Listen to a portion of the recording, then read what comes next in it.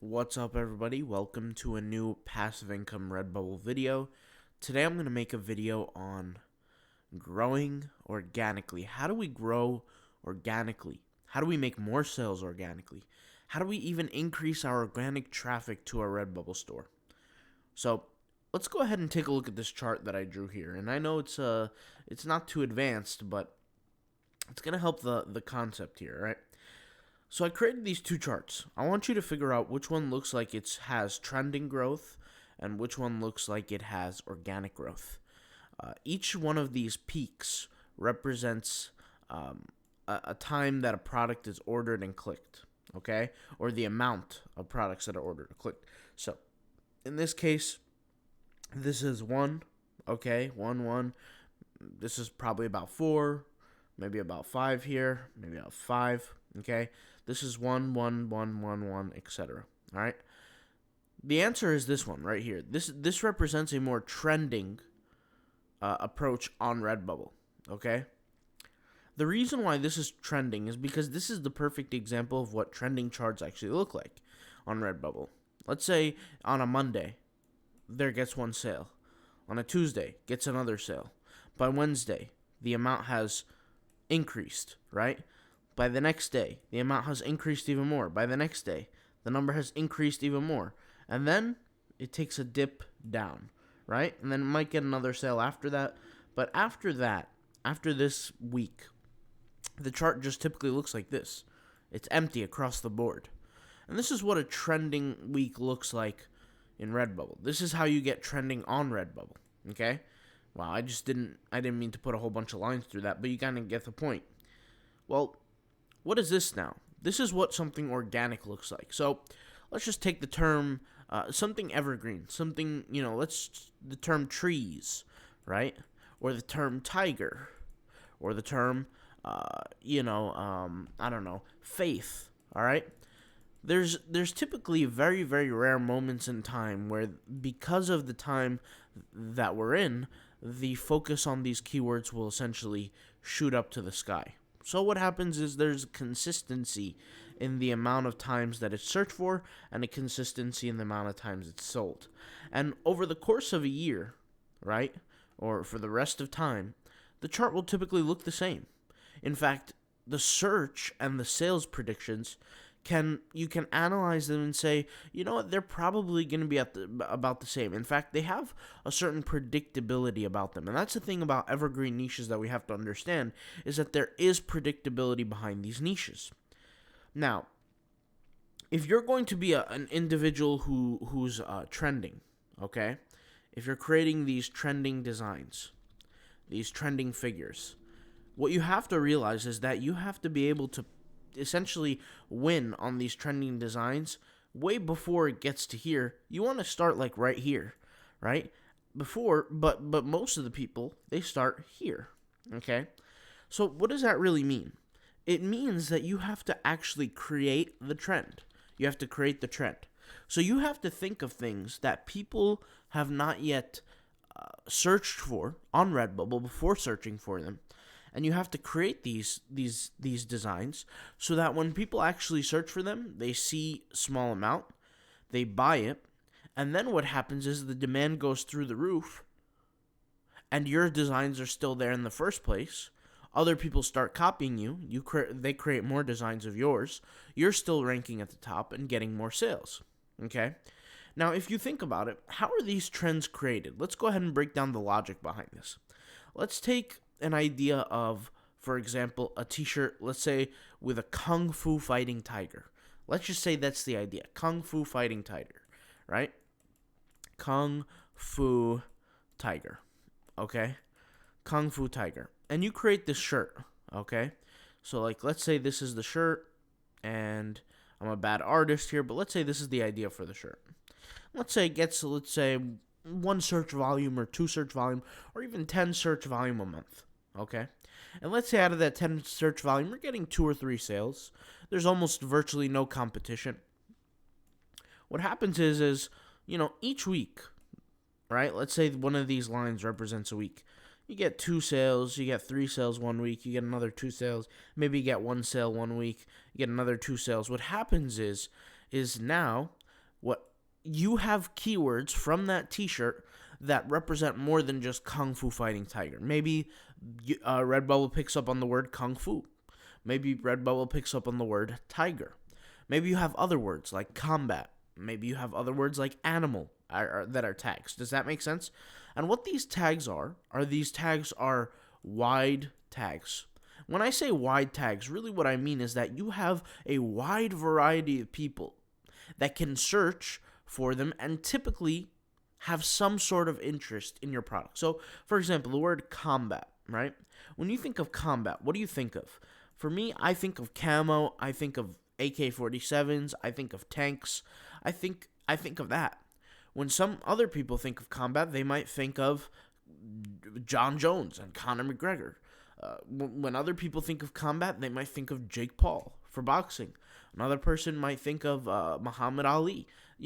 There's different people think of different things. Well, what typically tends to happen is when you get these sales for these lower competition tags, right?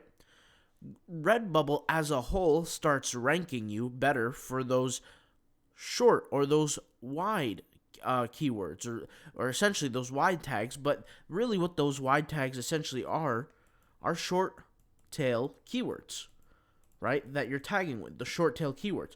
And remember the rule is that when you have a short tail keyword, it increases in search volume, right?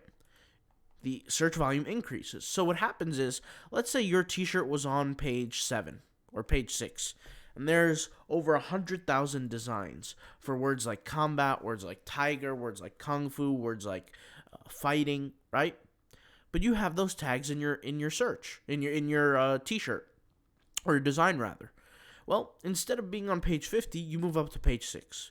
You move up to page 5. You may move up to page 4. But that's because of the sales that you're getting on the low competition tags, right? Well, what typically tends to happen is when you get these sales, you're going to get more attention from these shorter tail keywords. When you get more attention from these shorter tail keywords, you're now increasing your traffic. And so over the course of the weeks, you now start to rank for more than just one keyword. So the next weeks, you might start getting 3 sales. Then after that, you might get 4. Then it might go back down to 3. And then you get pushed a little deeper into the ranking. Maybe you're on page 9. Then it goes back up to 3. Then it hits one day 6 or 6 weeks. It might hit 6 sales. Then it might hit 9 sales. Then it might go even higher. You might hit 12 sales. And now what tends to happen is that now you are now ranking even higher for the keyword that you didn't first intend on ranking. So the keywords such as combat, the keywords such as tiger, this keyword such as kung fu, these are the more difficult keywords that probably more people are ranking for. But what now tends to happen is that other Redbubble sellers tend to see a correlation with the way things are going. They see that you are starting to move up the rankings. So what happens is they now create more designs to mimic your designs. And they take your keywords and your tags and they create more versions of that. So now when people are searching for your tags, guess who's searching for your tags?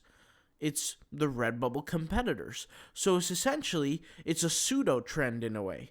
Because Redbubble will show that you're starting to trend. And when I say you, I mean the keyword, the low competition keyword that you were once using. And then what happens is, since it's a low competition that you were using that is now trending, what will Redbubble do now?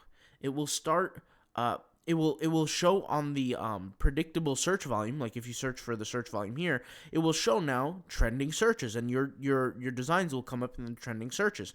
In fact, our store name, like my personal store name, the Stoic Store, I think before it got its 5th sale or 4th sale, it started trending on the search because there were so many people searching for it. And so what happens is when there's a certain level of people searching for it, it gets the trending. It gets that little thunderbolt icon next to it. I think I can't draw the thunderbolt, or not even the thunderbolt. It's like this arrow. There we go. It's something like this. It gets this little arrow icon next to it, and it appears more. And then what happens is that trend becomes kind of overflowed. And so what this idea is this is essentially how a trend is built, or a quote-unquote trend is built on Redbubble before it actually gets built. Okay, so we know how now trends are created, but what can we do about this? Well, the idea is this, and I've said this before, but you want to be able to dominate a niche. Now, I'm not just speaking words for fun here, or words that that are irrelevant. When I say dominate a niche, I made a strategy behind this. Okay, when you find certain keywords that are quote unquote low competition like this, and you know that for a fact they're getting sales because there is a search volume, you've done your predictions with Google search, you know that people are ranking, etc., you need to create tens and 20 and 30 and 40 and 60 and 80 designs on that certain topic. You have to create variations of that topic. You have to create all kinds of different designs around that concept. Because before it does trend, you want to make sure that you're holding your own and you're still at the top of that ranking. Because the people who are at the top of the ranking, right, when I search for a specific keyword, let's go ahead and search for a keyword here. Let's select this keyword, Max Verstappen, I don't even know. I guess he's a NASCAR driver or something like that. You want to be able to be the first guy on this. Now, this is a bad example of a keyword, but I'm just giving you the point here, is that you want to be able to have majority of the results created in your name, so you have ownership over them. Does that make sense? Because before it reaches any sort of level of trending, you want to be the guy or the girl that owns that specific niche. Now, you might say, well, what kind of niches even exist out there that are like that are so low competition that is possible? Well, it's very, very possible. But it does take some creative level of thinking, and this is what I'm trying to say. And if you watched my other video on finding a niche, one way that you could do it is you could start breaking down niches into sub-niches. So for example, if I search the word tiger here, okay, a sub-niche of the word tiger is Chinese tiger. Well, how can we break this Chinese tiger idea even down further? We have Chinese tiger calligraphy. We have Chinese tiger New Year or Chinese New Year tiger. We have Chinese tiger character, right? We have Chinese zodiac, etc. Okay, and this is one of the ways. Now, something that I want to say is even if you find one of these low competition keywords, let's pick up Chinese tiger character. This one might be a little high, but Chinese tiger character, 1,106 results. You can definitely dominate this niche in 1 month, in a period of 1 month, right? You add 1,800 designs to it, etc. What happens is you're not going to get a single sale unless people find your design buyable. When I say buyable, what I really mean is that your design doesn't have to be the best design out there, but it has to be good enough for somebody to pay attention to it and for somebody to actually buy it. I think a lot of the times we as creators may forget about this. Your design has to be good enough for somebody to buy. Does that make sense? There's a lot of reasons why this is, okay? But you have to remember that person on the other side of the screen is a human being. They're not a robot. Just because you rank for a certain keyword doesn't mean somebody's going to purchase the design. They have to truly believe that your design is attractive. And of course, art is somewhat subjective, right? I can look at something and say it's good or it's bad. But within that subjectivity, art can very well be objective. We can all look at, for example, this design and know that it's going to sell because of how creative it is. I can, for example, look at this design and I know somebody's going to buy this because of how creative it is, how attractive it is, right? So what you really need to do is we need to be a little bit more subjective and look at our specific designs and say, guys, do we add up to the competition? Are we better than the competition? Something that I like to do a lot when I'm competing in certain merch categories is I look at the competition and I say, is it for sure that somebody's going to look at my design and my design is 100% better? And if not, I create multiple different kinds of my designs, once again, to dominate the niche and try to own as much quote-unquote virtual real estate in that category as much as possible, okay? And what will happen is over time is that when I target these longer tail keywords, it creates an easier approach for me to get more long-term traffic. Now, the method that I'm showing you here, it takes more effort, okay? It takes more effort. And what I have to say for the people that don't want to put in the effort is I have no other solution for you. I don't know what other method that you can use that will get you some sort of consistent sales results where you can guarantee your organic growth to not only increase but grow over time without necessarily kind of create something that's trending or create something that's trending too late. But you have to realize that the effort is what's going to matter most. You can do this for a day or a week and get no results and quit. But the whole point of this is you need to do it for a whole year, nonstop. You have to do it for a whole year without results or with results. You have to keep going. And the proof, if you're doing it correctly, is you're going to see over time your Google Analytics start to go up. You got to use Google Analytics. You got to connect your Redbubble account to Google Analytics, and you have to see how your traffic is going. Over time, guys, ideally, your traffic should look like this. Let me go ahead and show you. So let's say this is your chart. Your traffic should literally look like this. You get one, then you get two, then you get, let's say, one, then you get three here, then you get 1, 2, or 3 or 4, and then it starts to go up higher and higher and higher, and it should start to go like this. This is essentially how your traffic should start going on Google Analytics over time. If you show it for a year, and over a year's time, right, when the whole year is over, it should really be like this. Okay, because what you're doing is it's almost like a snowball effect.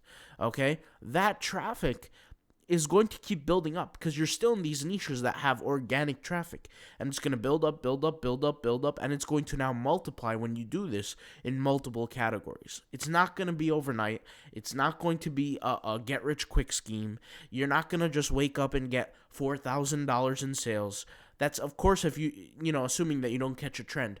But if you do it this way and you're patient with the process, you actually now have a chance at winning. And more importantly, that chance is quantifiable. You know the numbers associated with your success because the numbers that you get is just a reflection of the work that you put in. All right? I'll talk to you guys later. Thank you guys for watching. Hopefully this video kind of helped you guys out. And peace out. Bye.